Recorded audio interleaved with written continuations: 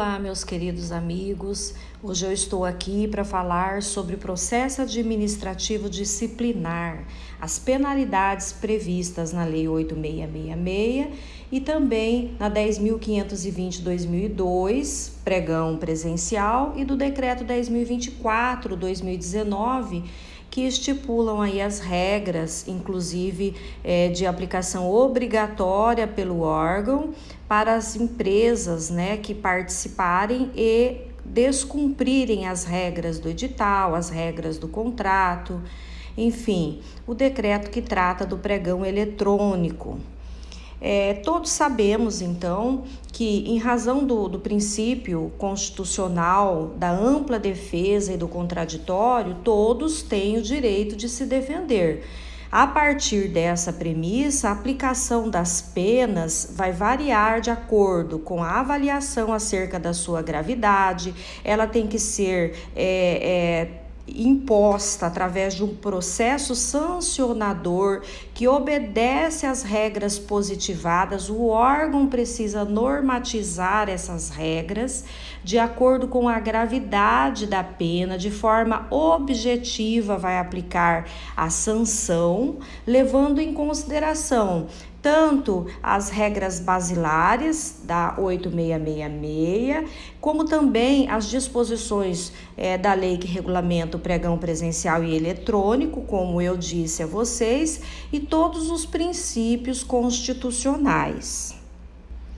A gente não pode deixar de falar um pouquinho sobre a obrigatoriedade da aplicação das penalidades no pregão eletrônico.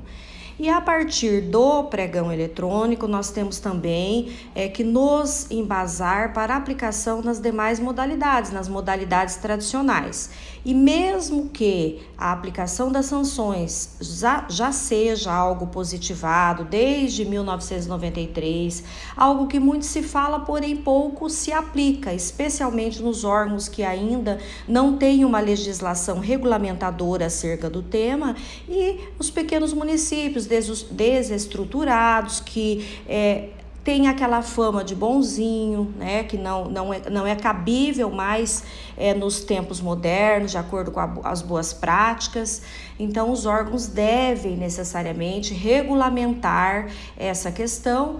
Por isso que a partir de agora, não somente na modalidade eletrônica, mas em razão da legislação que disciplina o pregão eletrônico, é que os órgãos devem começar a ouvir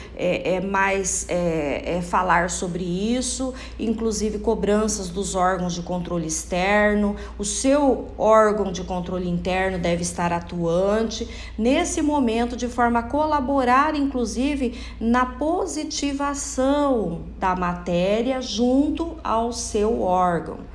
Então, no processo administrativo sancionador, teremos as fases sempre preliminar, de defesa prévia, de decisão, recursal e de divulgação. Esse é um traço básico para qualquer tipo de processo sancionador. Então, existem algumas regras básicas que precisam ser obedecidas.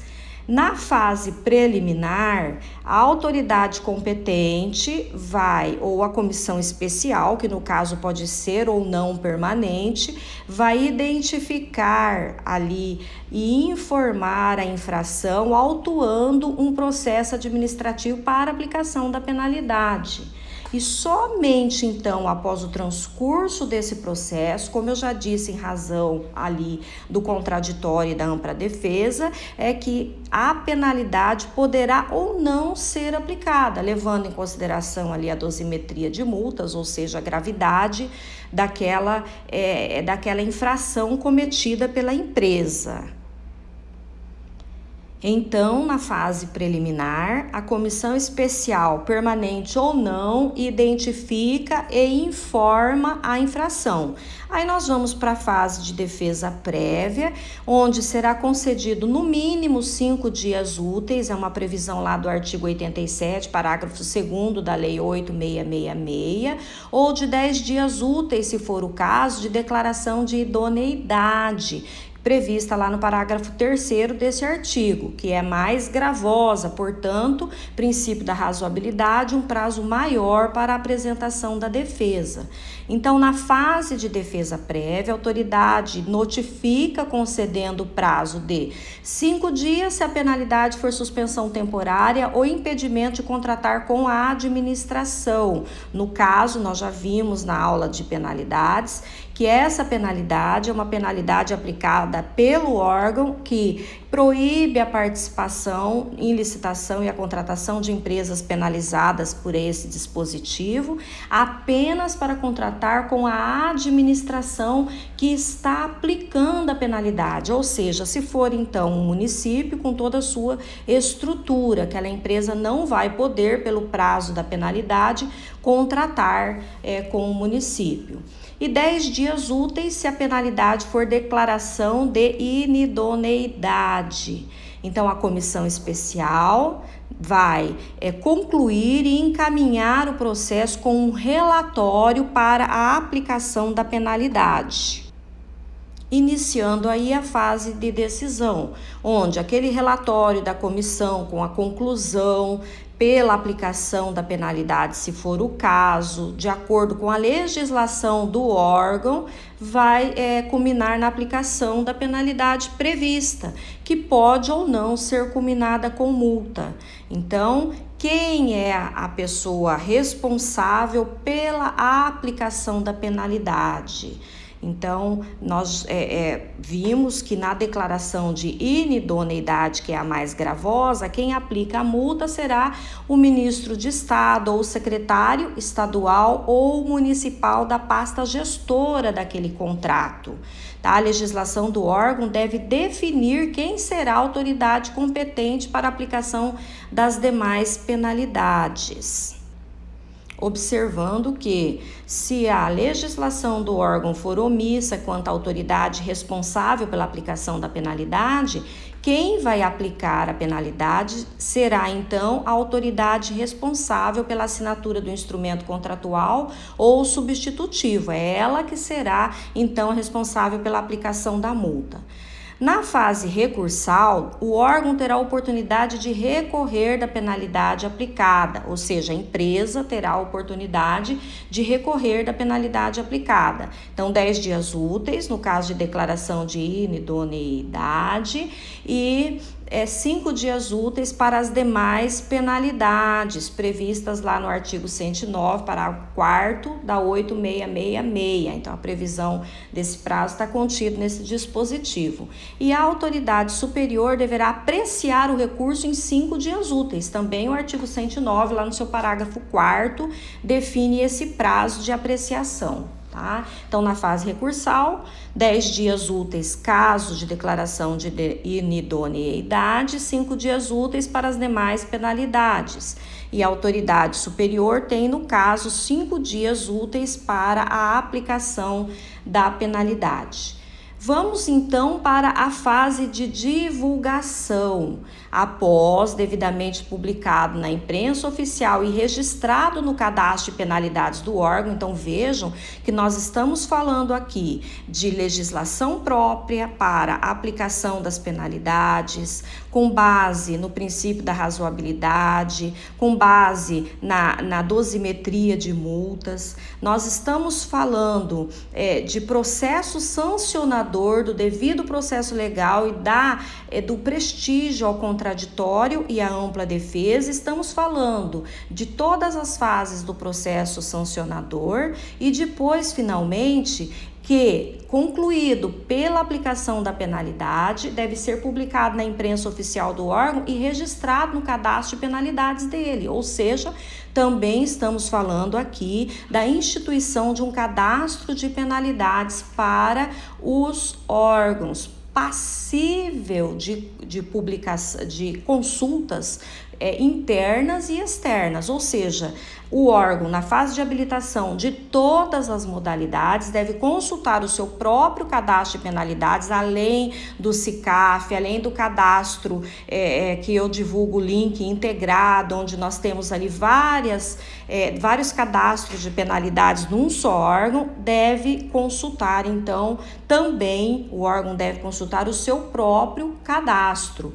E a fase externa, ou seja, viabilizando que também outros jurisdicionados possam estar ali consultando no seu cadastro, né? Se aquela empresa é uma empresa, por exemplo, do município de uma capital, então ela está participando lá numa capital fora da sua sede, do seu estado sede, num outro município fora do seu município sede, vai viabilizar, né, que aquele órgão que esteja licitando no momento da habilitação efetive a consulta também no cadastro de penalidade dos órgãos da sua sede, da sede da empresa.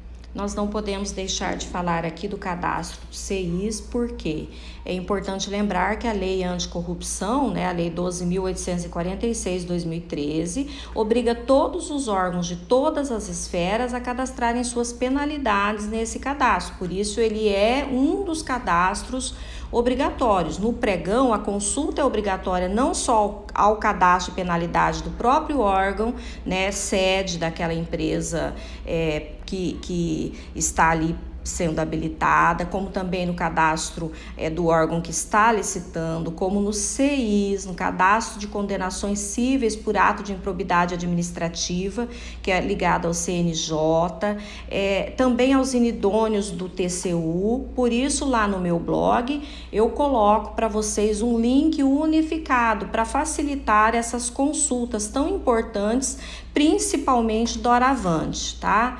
É importante também a gente dizer que outras legislações, além da 8666 e das legislações específicas do pregão eletrônico e presencial, impõem aí obrigatórias penalidades, né, como a Lei de Responsabilidade Fiscal, Estatuto das Empresas Públicas, a Lei de improbidade, etc. Tá? Então, o pregão eletrônico ou presencial tem as suas penalidades extensivas a toda a esfera do órgão penalizador, e já as modalidades clássicas da 866, como a declaração de inidôneo, vai ultrapassar a jurisdição do órgão que aplicou a sanção, podendo até alcançar o território nacional na íntegra. Então, sobre as penalidades aplicáveis, vejam o meu artigo, a diferença entre as penalidades das licitações no meu blog, e também assistam a aula específica disponibilizada no meu canal do YouTube. Importante aqui a gente estar finalizando a nossa aula de hoje, lembrando então os órgãos da importância de legislar sobre o tema e de aplicar através do processo administrativo disciplinar as sanções devidas. Só assim o órgão será tido como órgão sério e as empresas, os fornecedores, os participantes das licitações deixarão de cometer ilícitos tão comuns nos dias de hoje, como não bancar a proposta, como não comparecer para a retirada do instrumento, né, assinatura do instrumento contratual, como não manter-se adimplente durante toda a vigência da contratação para com as fazendas públicas, estadual, municipal e federal, dentre tantas outras irregularidades que a gente vê tão comuns aí, que vão inclusive até conluios, né, até união de empresas para participarem da licitação de forma fraudulenta. Então, o órgão tem a obrigação de formalizar o processo administrativo, apurar essas irregularidades e aplicar as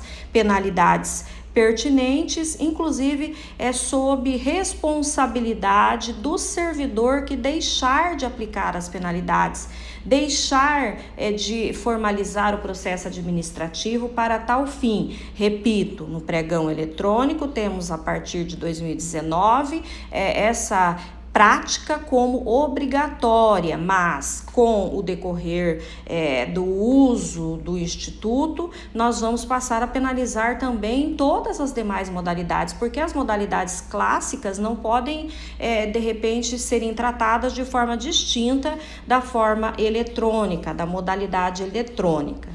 Ademais, se as penalidades não forem devidamente apuradas e aplicadas, muitos prejuízos decorrentes dessa desídia, como eu disse, passível de punição, vão originar prejuízos e irregularidades pela banalização do regramento pertinente e da contratação de empresas penalizadas. Nós podemos culminar na contratação de empresas penalizadas.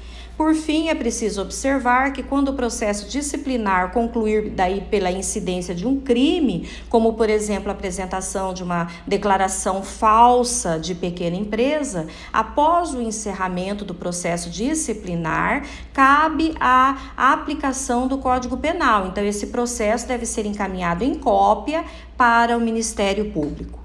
Fiquem com Deus e até a nossa próxima aula. Abraço no coração de todos.